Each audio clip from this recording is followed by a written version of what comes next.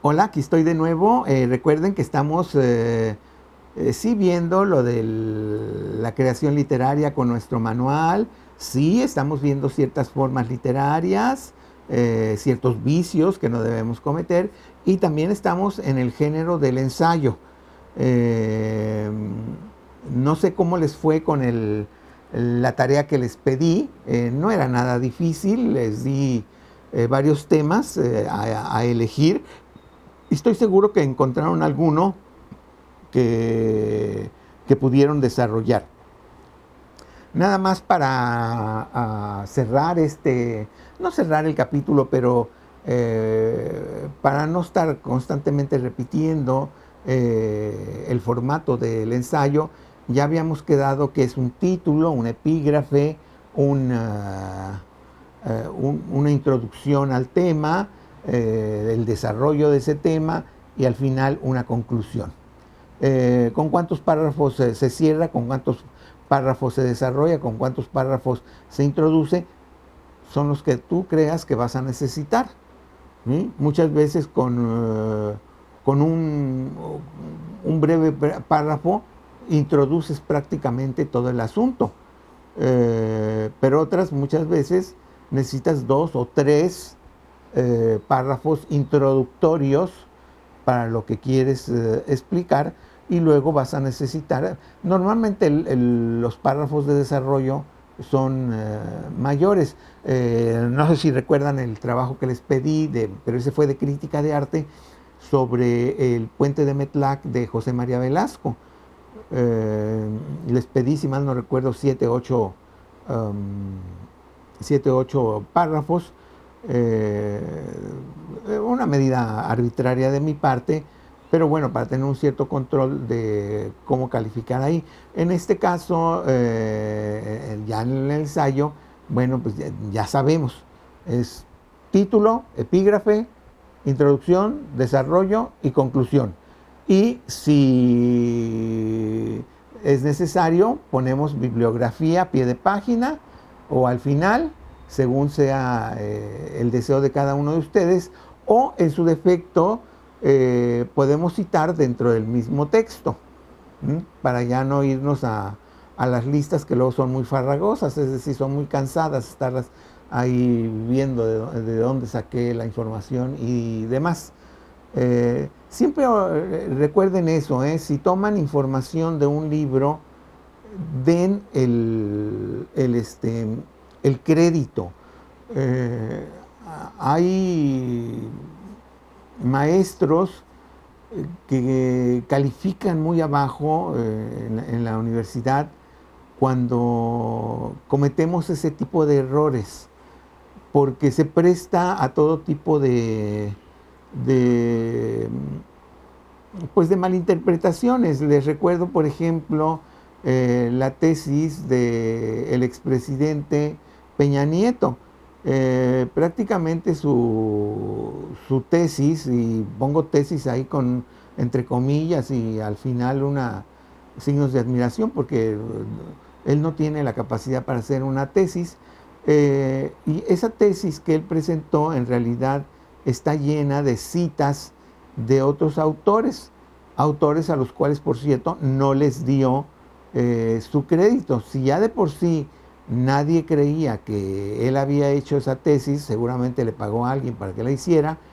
En este caso, todavía fue y citó a muchas personas a las cuales no les dio su crédito.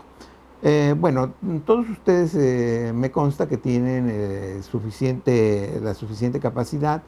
Entonces, cuando vayan a citar algún libro, algún poema, algún texto, no olviden de dar el debido crédito en su ensayo.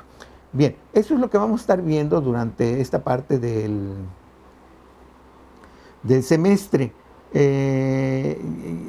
No sé si les quedó claro, por ejemplo, el ensayo de Kubla Khan. Creo que todos entendieron que Samuel Taylor Coleridge, que es un gran escritor, un día se fue a dormir era de día, no era de noche, se fue a hacer una siesta, y mientras estaba dormido recibió entrecomillados, un poema donde describía lo que era el palacio de Kublai Khan, o Kublai Khan, como quieran, los dos son correctos.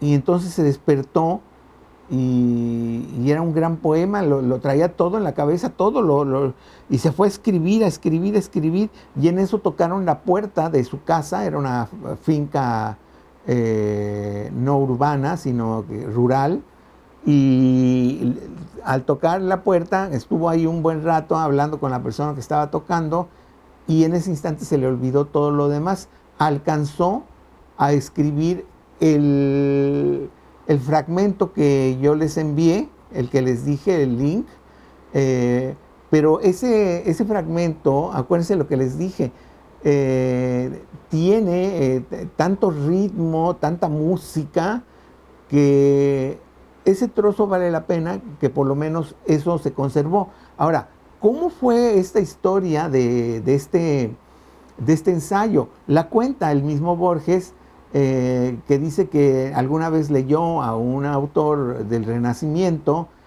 donde cita un emperador mogol, o mongol, si ustedes quieren, que fue citado a su vez por Marco Polo.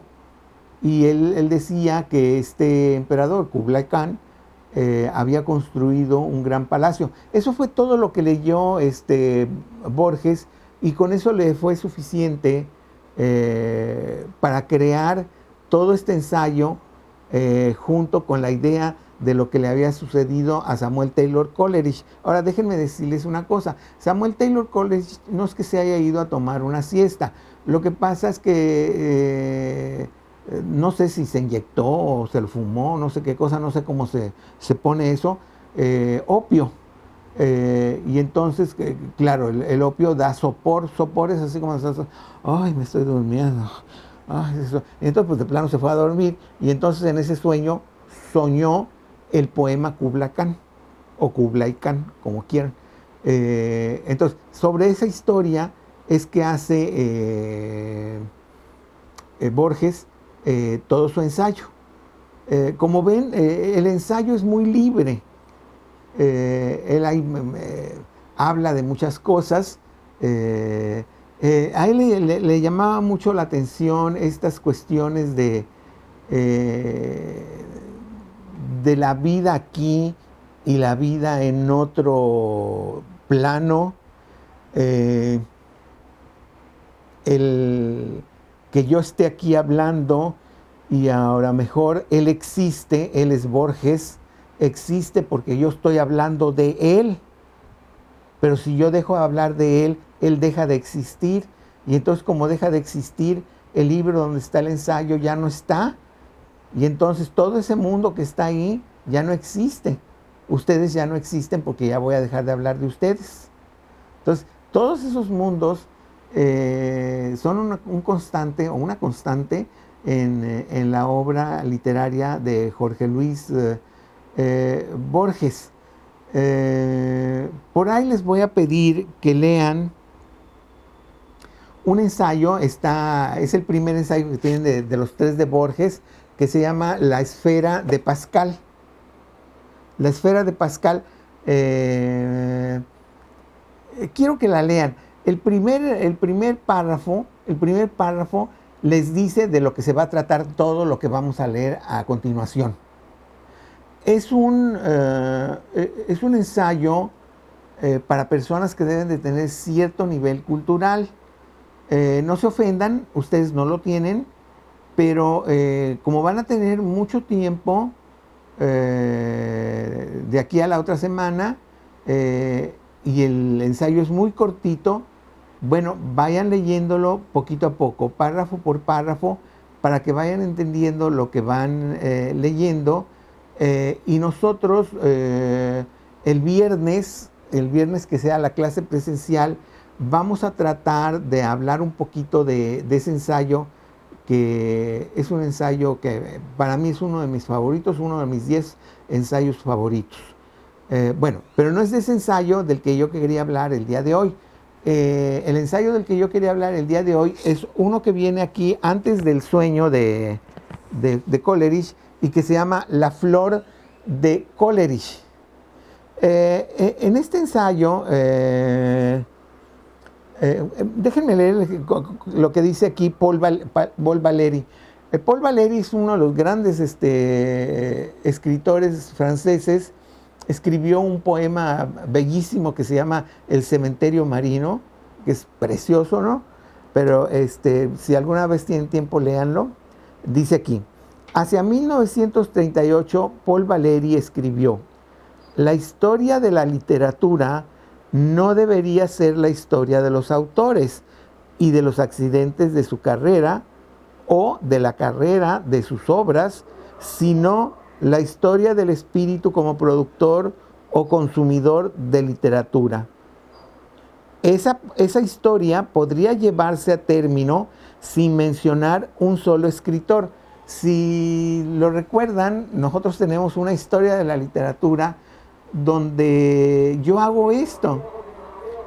Voy a interrumpir tantito.